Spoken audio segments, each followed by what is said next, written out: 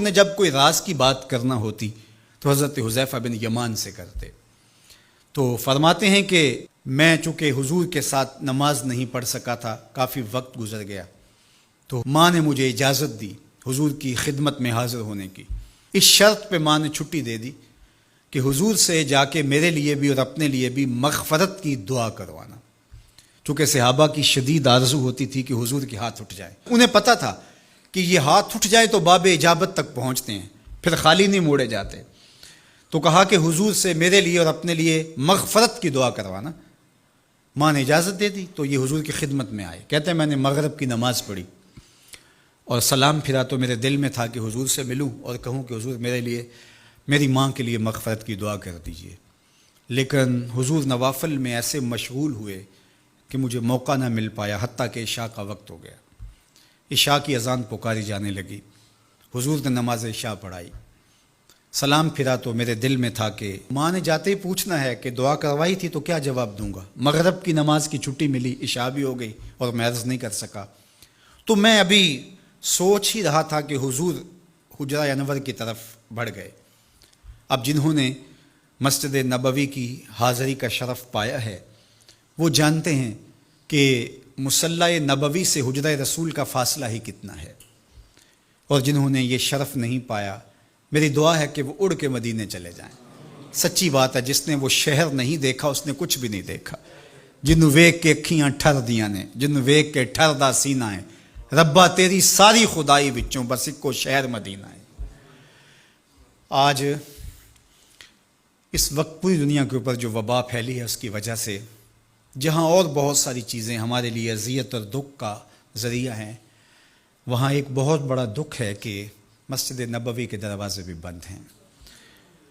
تو یہ دن تھے کہ حرم کی رونقیں دیکھنے والی ہوتی، مواج انور کے سامنے درودوں کی بہار ہوتی، مدینے میں بیٹھ کے حضور کے روضے کے سامنے حضور علیہ الصلاۃ والسلام کے شہر کی پکی ہوئی کھجوروں سے افطاری کرنے کا اپنا ہی لطف ہوتا۔ آج مدینے کے لوگ بھی ترس رہے ہیں۔ بچپن سے لڑکپن تک اور لڑکپن سے جوانی تک اور جوانی سے بڑھاپے تک 80 سال عمر ہو گئی، جنہوں نے رمضان المبارک کا روزہ مسجد نبوی سے باہر کبھی کھولا ہی نہیں، آج اپنے گھروں کی چھتوں پہ کھڑے ہو کے میناروں کو دیکھتے اور چیخیں مار رہے ہیں۔ اللہ اس وبا کے دن مختصر کر دے اور اس امت کے لیے آسانیاں پیدا کر دے۔ تو حضور علیہ السلام اٹھے مصلی انور سے اور اپنے حجرہ انور کی طرف چل پڑے۔ تو حضرت حذیفہ بن یمان کہتے ہیں کہ میں بھی حضور کے پیچھے چل پڑا، غیر ارادی طور پہ کچھ رفتار تیز ہو گئی تو قدموں سے آہٹ پیدا ہوئی۔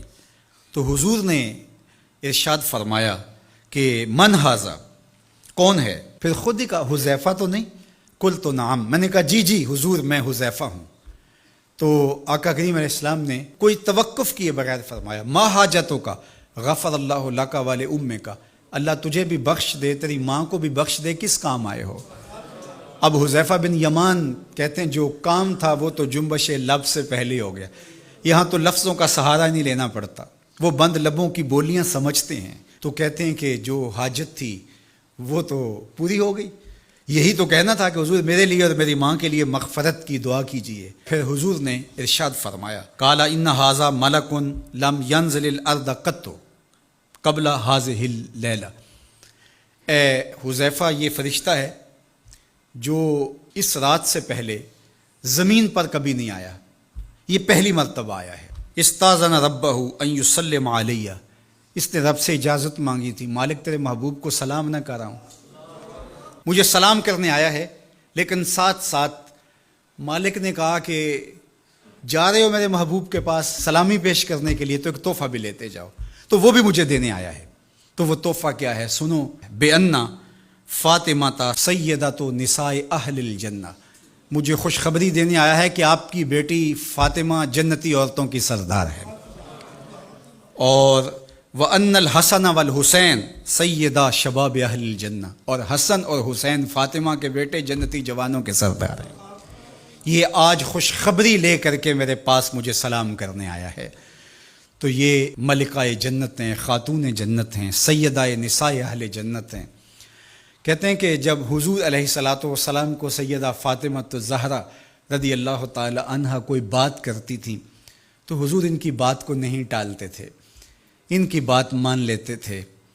تو آج ہم سیدہ فاطمہ الزہرا رضی اللہ تعالی عنہا کی وساطت سے حضور کی بارگاہ میں استغاثہ پیش کرتے ہیں کہ اس امت مرحوم پہ اللہ سے رحم کی خیرات مانگیں، اور اللہ میرے وطن کی خیر کرے، امن، رحمت اور کرم نوازیوں کے اجالے اور